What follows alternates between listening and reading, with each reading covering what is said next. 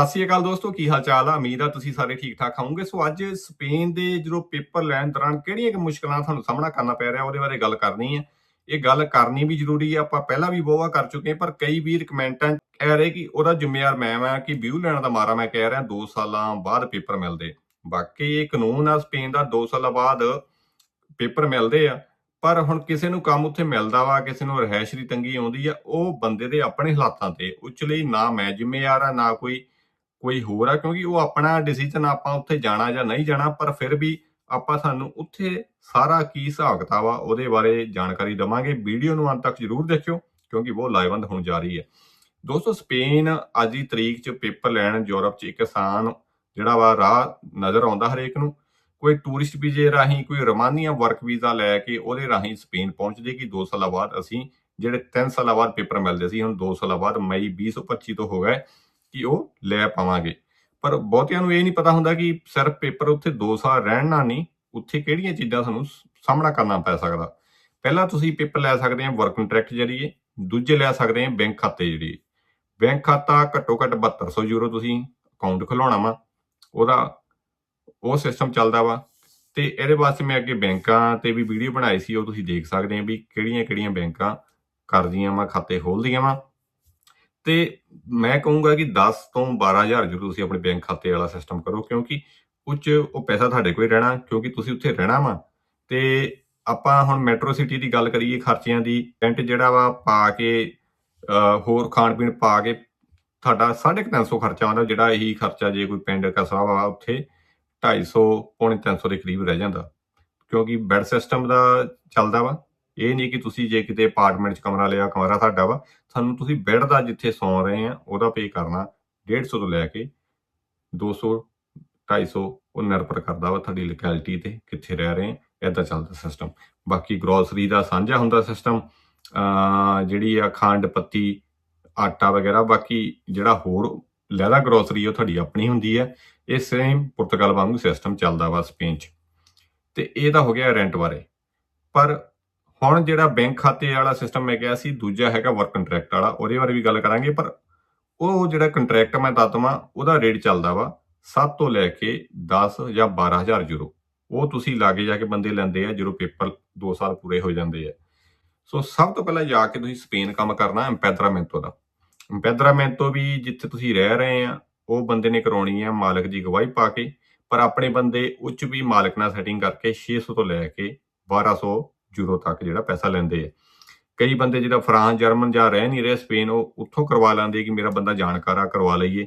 ਪਰ ਬੰਦੇ ਕੀ ਹੈ, ਕਈ ਜਿੱਦਾਂ ਆਪਣੇ ਪਾਕਿਸਤਾਨੀ, ਇੰਡੀਅਨ, ਨੇਪਾਲੀ, ਬੰਗਲਾਦੇਸ਼ੀ, ਉਹਨਾਂ ਨੇ ਇਹ ਧੰਦਾ ਬਣਾ ਲਿਆ ਸੇਮ ਪੁਰਤਗਾਲ ਵਾਂਗੂ। ਜੁਨਤਾ ਜਿੱਦਾਂ ਉੱਥੇ ਮੁੱਲ ਵਿਕਦਾ, ਇੱਥੇ ਐਮਪੈਦਰਾਮੈਂਟੋ ਵਿਕਦੀ। ਸੋ ਇਹ ਘਟਾ ਦਿੰਦੇ ਬੰਦੇ ਆਪਣੇ ਬਾਅਦ ਚੋਂ ਕਿ ਵੀ ਬੰਦੇ ਨੇ ਕਿਹੜਾ ਇੱਥੇ ਹੈਗਾ ਵਾ। ਸੋ ਇਸ ਕਰਕੇ ਚਾਹੇ ਤੁਸੀਂ ਉੱਥੇ ਸਪੇਨ ਹੈ ਜਾਂ ਨਹੀਂ ਆ, ਸਰ 2-2 ਮਹੀਨੇ ਬਾਅਦ ਚੈੱਕ ਕਰਦੇ ਰਹੋ ਜਾ ਕੇ ਅਯੁੰਤਾਮੈਂਟੋ ਕਿ ਮੇਰੀ ਐਮਪੈਦਰਾਮੈਂਟੋ ਚੱਲ ਰਹੀ ਹੈ ਜਾਂ ਨਹੀਂ ਚੱਲ ਰਹੀ। ਕਿਉਂਕਿ ਐਮਪੈਦਰਾਮੈਂਟੋ ਜਦੋਂ ਤੋਂ ਹੋ ਗਈ ਉੱਤੋਂ ਤੁਹਾਡੇ 2 ਸਾਲ ਜਿਹੜੇ ਆ ਗਣਨੇ ਸ਼ੁਰੂ ਹੋਣੇ ਆ। ਉਸ ਤੋਂ ਬਾਅਦ ਅਗਲਾ ਕੰਮ ਤੁਸੀਂ ਕਰਨਾ ਲਾਇਬ੍ਰੇਰੀ ਕਾਰਡ ਤੇ ਹੈਲਥ ਜਿਹੜਾ ਨੰਬਰ ਬਣਾਉਣ ਦਾ। ਤੇ ਉਸ ਤੋਂ ਬਾਅਦ ਤੁਸੀਂ ਸਪੇਨ ਲੈਂਗੁਏਜ ਕੋਈ ਸਿੱਖਣ ਵਾਸਤੇ ਆਪਣੀ ਲੋਕੈਲਿਟੀ ਦੇ ਕਿਸੇ ਵੀ ਇੰਸਟੀਚਿਊਟ, ਜਿਹਦੀ 150 ਤੋਂ ਲੈ ਕੇ 250, 300, 400 ਜੋ ਵੀ ਅਲੱਗ-ਅਲੱਗ ਫੀਸ ਹੁੰਦੀ ਹਰੇਕ ਦੀ, ਉੱਥੇ ਤੁਸੀਂ ਕਰਨਾ ਵਾ। ਕਿਉਂਕਿ ਇਹ ਸਰਟੀਫਿਕੇਟ ਤੁਹਾਡਾ ਕੰਮ ਆਉਣਾ TRC ਜਦੋਂ ਤੁਸੀਂ ਲੈਣੀ ਆ ਉਦੋਂ। ਨਾਲ ਲੈਂਗੁਏਜ ਸਿੱਖਣੀ ਤਾਂ ਵੀ ਜ਼ਰੂਰੀ ਆ, ਤੁਹਾਨੂੰ ਕੰਮ ਕਿਤੇ ਸਪੈਨਿਸ਼ ਜਿਹੜੇ ਗੋਰੇ ਕੋਲ ਲੱਭਣਾ ਆਸਾਨੀ ਹੋਊਗੀ। ਕਈ ਬੰਦੇ ਕਹਿੰਦੇ ਟੂਰਿਸਟ ਵੀਜ਼ੇ ਤੇ ਅਸੀਂ ਆ ਗਏ, ਜਾਂ ਰੋਮਾਨੀਆ, ਮੈਂ ਕਿਤੇ ਕਰੋਸ਼ੀਆ ਵਾ, ਉੱਥੋਂ ਮੈਂ ਸਪੇਨ ਆ ਗਿਆ, ਭਾਜੀ ਕੰਮ ਕਰਨਾ ਅਲਾਊ ਆ। ਇਹ ਜਿਹੜੇ 2 ਸਾਲ ਤੁਸੀਂ ਰਹਿਣਾ ਵਾ, ਇਹ ਤੇ ਕੰਮ ਕਰਨਾ ਲੀਗਲੀ ਤੌਰ ਤੇ ਅਲਾਊ ਨਹੀਂ ਹੈ ਜਦ ਤੱਕ ਕੋਈ ਵਰਕ ਕੰਟਰੈਕਟ ਨਾ ਦੇਵੇ। ਪਰ ਆਪਣੇ ਬੰਦੇ 2 ਨੰਬਰ 'ਚ ਕੰਮ ਕਰਦੇ ਆਪਣੇ ਦੇਸੀਆਂ ਦੇ। ਸੋ ਹਰੇਕ ਦੀ ਅਲੱਗ-ਅਲੱਗ ਤਨਖਾਹ ਵਾ। ਜਿਹੜਾ ਭਾਂਡੇ ਧੋਣੇ ਦੇ 700-800 ਯੂਰੋ, ਜੇ ਕੋਈ ਕੁਕਿੰਗ ਦਾ ਜਾਣਦਾ ਵਾ 900 ਤੋਂ 1000 ਯੂਰੋ, ਹਨਾ। ਸੋ ਇਹ ਨਿਰਭਰ ਕਰਦਾ। ਪਰ ਜੇ ਕੋਈ ਕਿਸਮਤ ਵਾਲਾ ਵਾ, ਕਿਸੇ ਗੋਰੇ ਦੇ ਕੰਮ ਲੱਗ ਜਾਵੇ ਰੈਸਟੋਰੈਂਟ 'ਚ ਜਾਂ ਹੋਟਲ 'ਚ, ਉਹ 1000 ਪਲੱਸ ਤੁਹਾਡੀ 1300-1400 ਯੂਰੋ ਤੱਕ ਵੀ ਹੋ ਜਾਂਦੇ ਆ। ਨਿਰਭਰ ਕਰਦਾ ਤੁਹਾਡੇ ਕੰਮ ਤੇ। ਸੋ ਇਦਾਂ ਹਰ ਇੱਕ ਜਿਹੜਾ ਕੰਮ ਆ ਉਸ ਤੇ ਲਹਿਦਾ ਸਿਸਟਮ ਚੱਲਦਾ ਵਾ। ਪਰ ਗੋਰੇ ਘੱਟ ਰੱਖਦੇ ਕਿਉਂਕਿ ਉਹਨਾਂ ਨੂੰ ਡਰ ਹੁੰਦਾ ਕਿ ਬੰਦੇ ਕੋਲ ਪੇਪਰ ਹੈ ਨਹੀਂ ਕਿ ਕਿਤੇ ਅਸੀਂ ਰਗੜੇ ਨੇ ਜਾਈਏ। ਸੋ ਇਸ ਕਰਕੇ ਬੰਦਾ ਦੇਸੀਆਂ ਕੋਲ ਜਾਂਦਾ। ਦੇਸੀਆਂ ਨੇ ਤੁਹਾਨੂੰ ਪਤਾ ਕਿ ਘੰਟੇ ਜ਼ਿਆਦਾ ਲਵਾਉਂਦੇ ਆ। ਜੇ ਕੋਈ ਕਬਾਬ ਤੇ ਕਰਦਾ ਕੰਮ, ਰੈਸਟੋਰੈਂਟ ਤੇ ਕਰਦਾ, ਸਵੇਰ ਦੇ 11 ਵਜੇ ਤੇ ਗਏ, ਰਾਤ ਦੇ 12-1 ਵੱਜ ਜਾਂਦੇ ਤੇ ਮਿਲਦਾ ਕਿੰਨਾ 800-700। ਪਰ ਕਈਆਂ ਦਾ ਰੈਸਟੋਰੈਂਟ ਜਿਹੜੇ ਕੰਮ ਕਰਦੇ ਆ ਇਹ ਫਾਇਦਾ ਹੋ ਜਾਂਦਾ, ਉਹ ਰੋਟੀ ਪਾਣੀ ਕਈ ਬੰਦੇ ਵਿੱਚ ਦੇ ਦਿੰਦੇ, ਜਿੱਦਾਂ ਤੁਹਾਡਾ ਬਚਾਅ ਹੋ ਜਾਂਦਾ, ਸਿਰਫ ਫਿਰ ਤੁਹਾਨੂੰ ਰੈਂਟ ਹੀ ਦੇਣਾ ਪੈਂਦਾ ਜਾਂ ਕਈ ਰਿਹਾਇਸ਼ ਵੀ ਦੇ ਦਿੰਦੇ ਆ। ਸੋ ਇਹ ਸਿਸਟਮ ਜਿਹੜਾ ਇਹ ਚੱਲਦੇ ਪਏ ਆ। ਸੋ ਜੇ ਤੁਸੀਂ ਸਪੇਨ ਜਾਣਾ ਵਾ ਤਾਂ ਮੋਟਾ ਹਿਸਾਬ ਲਾਈਏ ਕਿ ਜਦੋਂ 2 ਸਾਲ ਹੋਣੇ ਆ ਤੁਹਾਡਾ ਜਿਹੜਾ ਕੰਟਰੈਕਟ ਦਾ ਇੰਪੈਦਰਾਮੈਂਟੋ ਦਾ ਘਰ ਕਰਾ ਕੇ 14 ਤੋਂ 15,000 ਖਰਚਾ ਜਿਹੜਾ ਆ ਸਕਦਾ ਵਾ। ਸੋ ਇਹ ਮੰਨ ਕੇ ਖਰਚਾ ਚੱਲੋ, ਜੇ ਤੁਸੀਂ ਆਪ ਕੰਮ ਨਹੀਂ ਲੱਭਣਾ, ਮੁੱਲ ਦਾ ਕੰਟਰੈਕਟ ਲੈਣਾ, ਮੁੱਲ ਦੀ ਇੰਪੈਦਰਾਮੈਂਟੋ ਲੈਣੀ ਆ। ਤੇ ਦੂਜੇ ਜਿਹੜੇ ਸਪੇਨ 'ਚ ਵੀਡੀਓ ਇਸ ਵੇਲੇ ਰਿਹਾਇਸ਼ ਨਹੀਂ ਮਿਲਦੀ, ਮੈਂ ਬਾਰ-ਬਾਰ ਅੱਗੇ ਵੀ ਬਹੁਤ 3 ਮਹੀਨੇ ਹੋ ਗਏ ਰੌਲਾ ਪਾਉਂਦੇ ਨੂੰ, ਬਈ ਜਦੋਂ ਜਾਣਾ ਵਾ ਆਪਣੇ ਕਿਸੇ ਯਾਰ ਦੋਸਤ ਤੋਂ, ਕਿਸੇ ਜਾਣਕਾਰ ਤੋਂ ਰਿਹਾਇਸ਼ ਦਾ ਪ੍ਰਬੰਧ ਕਰਕੇ ਜਾਓ ਤੇ ਇੰਪੈਦਰਾਮੈਂਟੋ ਬੇਸ਼ੱਕ ਤੁਸੀਂ ਮੁੱਲ ਲੈਣੀ ਆ, ਜਿੱਦਾਂ ਵੀ ਕਰਨੀ ਆ ਉਹ ਜਾ ਕੇ ਦੇਖ ਲਿਓ। ਕਿਉਂਕਿ ਜੇ ਰਿਹਾਇਸ਼ ਨਹੀਂ ਹੋਈ, ਹੁਣ ਗੁਰੂ ਘਰਾਂ ਵਾਲੇ ਵੀ ਕਿੰਨੇ ਰੱਖ ਲੂਗੇ, ਉਹ ਵੀ 2 3 4 5 ਦਿਨ ਰੱਖ ਕੇ ਫਿਰ ਕੁੜੀਆਂ ਦਾ ਤਾਂ ਚਲੋ ਹੋਰ ਵੀ ਔਖਾ ਹੋ ਜਾਂਦਾ। ਸੋ ਇਸ ਕਰਕੇ ਰਿਹਾਇਸ਼ ਦਾ ਪਹਿਲਾਂ ਜ਼ਰੂਰ ਪ੍ਰਬੰਧ ਕਰੋ, ਕਿਉਂਕਿ ਪਿੱਛੇ ਜੇ ਵੀਡੀਓ ਵੀ ਵਾਇਰਲ ਹੋਈਆਂ ਸੋਸ਼ਲ ਮੀਡੀਆ ਦੇ ਬੰਦੇ ਫੁੱਟਪਾਥਾਂ ਤੇ ਸੌਂ ਰਹੇ ਆ ਤੇ ਮਤਲਬ ਹੁਣ ਗੁਰੂ ਘਰ ਵਾਲੇ ਵੀ 1-2 ਕਮਰੇ ਕਿੰਨੇ ਕੁ ਰੱਖ ਲੂਗੇ ਹਨਾ। ਸੋ ਇਸ ਕਰਕੇ ਇਹ ਚੀਜ਼ ਦਾ ਥੋੜਾ ਸੋਚਿਆ ਕਰੋ ਤੇ ਜਾਂ ਤਾਂ ਤੁਸੀਂ ਜੇਬ 'ਚ ਉਹਨਾਂ ਪੈਸਾ ਲੈ ਕੇ ਜਾਓ। ਕਈ ਕਹਿੰਦੇ ਹੁਣ ਅਸੀਂ ਪਿੱਛੋਂ ਘਰੋਂ ਤਕੜੇ ਨਹੀਂ, ਵੀਰੋ ਜਦੋਂ ਆਪਾਂ ਪੈਰ ਪੱਟਣਾ ਨਾ ਤੇ ਸੋਚ ਕੇ ਪੱਟਣਾ ਕਿ ਸਾਡੇ 'ਚ ਜੇ ਉਨੀ ਸ਼ਮਤਾ ਨਹੀਂ, ਅਸੀਂ ਕਿਤੋਂ ਪੈਸੇ ਫੜਨੇ ਆ ਤੇ ਅਸੀਂ ਉਹਨੇ ਝੱਲ ਸਕਦੇ ਹਾਂ ਉਹ ਸੱਟ ਨੂੰ।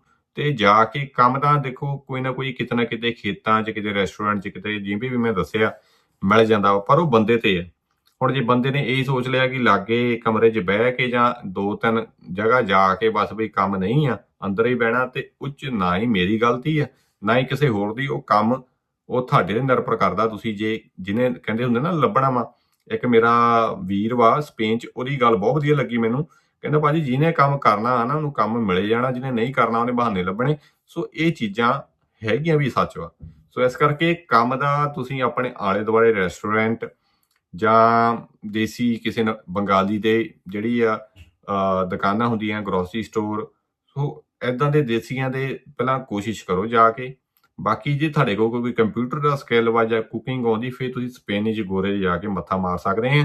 ਤੇ ਜੇ ਪੌਸ਼ ਏਰੀਏ ਮੈਡਰਿਡ, ਬਾਰਸਲੋਨਾ ਜਾਓਗੇ, ਉੱਥੇ ਇੰਗਲਿਸ਼ ਵੀ ਬੋਲਦੇ ਆ ਰੈਸਟੋਰੈਂਟਾਂ 'ਚ। ਸੋ ਇਸ ਕਰਕੇ ਤੁਹਾਨੂੰ ਉੱਥੇ ਆਸਾਨੀ ਨਾਲ ਜੋਬ ਮਿਲ ਜਾਊਗੀ ਜੇ ਇੰਗਲਿਸ਼ ਆਉਂਦੀ ਹੈ ਤੇ ਜੇ ਤੁਹਾਡੇ ਕੋਲ ਕੋਈ ਸਕਿੱਲ ਹੈਗੀ ਆ। ਬਾਕੀ ਕਲੀਨਿੰਗ ਜਿਹੜੀਆਂ ਕੰਪਨੀਆਂ ਵਾ, ਗੂਗਲ ਤੇ ਸਰਚ ਕਰ ਲਓ, ਜਾਂ ਜਿਹੜੀਆਂ ਜਿਹੜਾ ਗੱਡੀਆਂ ਘੁੰਮਦੀਆਂ ਨੇ ਕਲੀਨਿੰਗ ਵਾਲੀਆਂ ਹਨਾ ਆਲੇ ਦੁਆਲੇ, ਉਹ ਨੰਬਰ ਨੋਟ ਕਰ ਲਓ ਤੇ ਉਹਨਾਂ ਨਾਲ ਸੰਪਰਕ ਕਰ ਲਓ, ਜਾਂ ਦਫ਼ਤਰ ਜਾ ਕੇ ਵੀ ਮੈਂ ਕਲੀਨਿੰਗ ਦਾ ਕੰਮ ਮੈਨੂੰ ਦੇ ਦਿਓ। ਸੋ ਉੱਥੇ ਵੀ ਤੁਸੀਂ ਆਰਾਮ ਨਾਲ ਜਿਹੜਾ ਕੰਮ ਕਰ ਸਕਦੇ ਆ। ਸੋ ਮੈਂ ਤਾਂ ਤਰੀਕੇ ਜਿਹੜੇ ਦੱਸ ਸਕਦਾ ਵਾਂ 2-3 ਕਿ ਕੰਮ ਕਿਵੇਂ ਲੱਭਿਆ ਜਾ ਸਕਦਾ। ਬਾਕੀ ਲੱਭਣ ਵਾਲੇ ਤੇ ਨਿਰਭਰ ਆ ਉਹ ਕਿਵੇਂ ਲੱਭਦਾ ਵਾ। ਜੇ ਨਹੀਂ ਲੱਭਣਾ ਤਾਂ ਫੇਰ ਉਹ ਮੇਰੇ ਵਰਗਿਆਂ ਦਾ ਹੀ ਕਸੂਰ ਕੱਢਦੇ ਕਿ ਵਿਊ ਦੇ ਚੱਕਰ 'ਚ ਤੁਸੀਂ ਕਹਿ ਰਹੇ 2 ਸਾਲਾਂ ਬਾਅਦ ਪੇਪਰ ਮਿਲਦੇ। ਸੋ ਮੈਂ ਨਹੀਂ ਕਹਿ ਰਿਹਾ, ਉਹ ਸਰਕਾਰ ਕਹਿ ਰਹੀ ਹੈ ਵੀਡੀਓ। ਬਾਕੀ ਮੈਂ ਤੁਹਾਨੂੰ ਅਸਲੀਅਤ ਦੱਸਤੀ ਆ ਕਿ ਇਹ ਖਰਚਾ ਹੈਗਾ ਵਾ ਤੇ ਕੰਮਾਂ ਦੇ ਹਾਲਾਤ ਜਿਹੜੇ ਆ ਉਹ ਹਮਲਾ ਮਾਰ ਕੇ ਲੱਭਣੇ ਆ। ਇਹ ਨਹੀਂ ਕਿ ਜਾਂਦੇ ਜਿਵੇਂ ਜਿੱਦਾਂ ਹੁਣ ਬਈ ਦਰਖਤਾਂ ਨੂੰ ਲੱਗੇ, ਉਹ ਤਾਂ ਕੈਨੇਡਾ, ਅਮਰੀਕਾ, ਇੰਗਲੈਂਡ, ਨਿਊਜ਼ੀਲੈਂਡ ਕਿਤੇ ਵੀ ਚਲ ਜਾਓ, ਮੁਲਕ ਤੁਹਾਨੂੰ ਕੰਮ ਆਪ ਹੀ ਲੱਭਣਾ ਪੈਂਦਾ। ਇਹ ਨਹੀਂ ਕਿ ਤੁਸੀਂ ਅਪਾਰਟਮੈਂਟ ਦੇ ਅੰਦਰ ਬੈਠੇ ਆ ਤਾਂ ਕੰਮ ਤੁਹਾਡੇ ਕੋਲ ਆ ਜਾਊ। ਏਦਾਂ ਤਾਂ ਆਪਣੇ ਹੁਣ ਪਿੱਛੇ ਘਰਾਂ 'ਚ ਵੀ ਨਹੀਂ ਹੁੰਦਾ ਨਾ। ਜੇ ਕੋਈ ਕੰਮ ਕਰਨਾ ਘਰੋਂ ਬਾਹਰ ਹੀ ਨਿਕਲਣਾ ਪੈਂਦਾ। ਇਹ ਜ਼ਰੂਰ ਆ ਕਿ ਕੰਮ ਜਿਹੜੇ ਆ ਬੰਦਿਆਂ ਨੂੰ ਹੁਣ ਜੇ 800 ਤੇ ਕੋਈ ਕਿਸੇ ਨੇ ਰੱਖਿਆ, ਉਹ 500 ਤੇ ਲੱਗਣ ਨੂੰ ਤਿਆਰ ਹੋ ਗਿਆ, ਉਹ ਜ਼ਰੂਰ ਆ। ਇਹ ਚੱਕਰ ਸ਼ੁਰੂ ਹੋ ਗਏ ਜਿਹਦੇ ਕਰਕੇ ਹੁਣ ਕੰਮ ਜਿਹੜਾ ਕੰਪੀਟੀਸ਼ਨ ਵੱਧ ਗਿਆ ਵਾ। ਬਾਕੀ ਹਾਲਾਤ ਜਿਹੜੇ ਆ ਸਪੇਨ ਦੇ ਤੁਹਾਡੇ ਸਾਹਮਣੇ ਆ। ਜਿਹਨੇ ਵੀ ਜਾਣਾ ਵਾ ਆਪਣੀ ਜੇਬ 'ਚ ਪੈਸਾ ਧੇਲਾ ਲੈ ਕੇ, ਜੇ ਸਾਰਾ ਕੁਝ ਮੁੱਲ ਦਾ ਲੈਣਾ ਵਾ, ਇੰਨਾ ਖਰਚਾ ਖੜਾ ਵਾ ਤੇ ਉਹਦੇ ਹਿਸਾਬ ਨਾਲ ਤੁਸੀਂ ਜਾਣਾ ਵਾ। ਪਰ ਮੈਂ ਰეკਮੈਂਡ ਕਰਦਾ ਬੈਂਕ ਖਾਤੇ ਵਾਲਾ ਸਿਸਟਮ, ਕਿਉਂਕਿ ਉਹ ਪੈਸਾ ਤੁਹਾਡੇ ਕੋਲ ਹੀ ਰਹੂਗਾ। ਬਾਕੀ ਦੱਸਿਓ ਇਹ ਜਾਣਕਾਰੀ ਕਿਵੇਂ ਲੱਗੀ, ਇਸ ਨੂੰ ਸ਼ੇਅਰ ਕਰ ਦਿਓ ਤਾਂ ਕਿ ਜਿਹੜੇ ਸੋਚਦੇ ਆ ਕਿ ਸ਼ਾਇਦ ਮੈਂ ਹੱਲਾਸ਼ੇਰੀ ਦੇ ਰਿਹਾ ਵੀ ਸਪੇਨ ਪਹੁੰਚੋ, ਹੱਲਾਸ਼ੇਰੀ ਨਹੀਂ ਦੇ ਰਿਹਾ, ਦੱਸ ਰਿਹਾ ਕਿਉਂਕਿ ਕੋਈ ਪੁਰਤਗਾਲ ਤੰਗ ਆ, ਕੋਈ ਕਿਤੇ ਤੰਗ ਆ ਵਿਚਾਰਾ, ਉਹਨੂੰ ਪੇਪਰ ਚਾਹੀਦੇ। ਬੰਦਾ ਕਹਿੰਦਾ ਬਈ ਔਕੜ ਮੈਂ ਝੱਲ ਦੂੰਗਾ, ਮੈਨੂੰ ਦੱਸੋ ਪੇਪਰ ਕਿੱਥੇ ਚਾਹੀਦੇ। ਸੋ ਉਸ ਕਰਕੇ ਆਪਾਂ ਉਹ ਜਿਹੜਾ ਵਾ ਚੀਜ਼ਾਂ ਤੁਹਾਨੂੰ ਸਾਂਝ ਕਰਦੇ ਆ। ਸੋ ਇਸ ਕਰਕੇ ਕੱਲ ਆਪਾਂ ਵੀਡੀਓ ਵੀ ਪਾਈ ਸੀ ਨਿਊਜ਼ੀਲੈਂਡ ਦੇ ਹਾਲਾਤਾਂ ਬਾਰੇ, ਉਹ ਵੀ ਜ਼ਰੂਰ ਦੇਖਿਓ ਕਿਉਂਕਿ ਆਪਾਂ ਨਾਲ ਸਾਨੂੰ ਗਰਾਊਂਡ ਰਿਐਲਿਟੀ ਵੀ ਦੱਸੀ ਦੀ ਹੈ। ਜੇ ਇਹ ਦੱਸੀ ਦਾ ਕਿ ਫਲਾਨੀ ਕੰਟਰੀ ਆ ਵੀਜ਼ਾ ਦੇ ਰਹੀ ਹੈ, ਸੋ ਗਰਾਊਂਡ ਰਿਐਲਿਟੀ ਵੀ ਦੱਸੀ ਦੀ, ਉਹ ਵੀਡੀਓ ਜ਼ਰੂਰ ਦੇਖਿਓ। ਸੋ ਦੱਸਿਓ ਜਾਣਕਾਰੀ ਕਿਵੇਂ ਲੱਗੀ। ਮਿਲਦੇ ਹਾਂ ਅਗਲੀ ਵੀਡੀਓ 'ਚ, ਤਦ ਤੱਕ ਲਈ ਰੱਬ ਰੱਖ।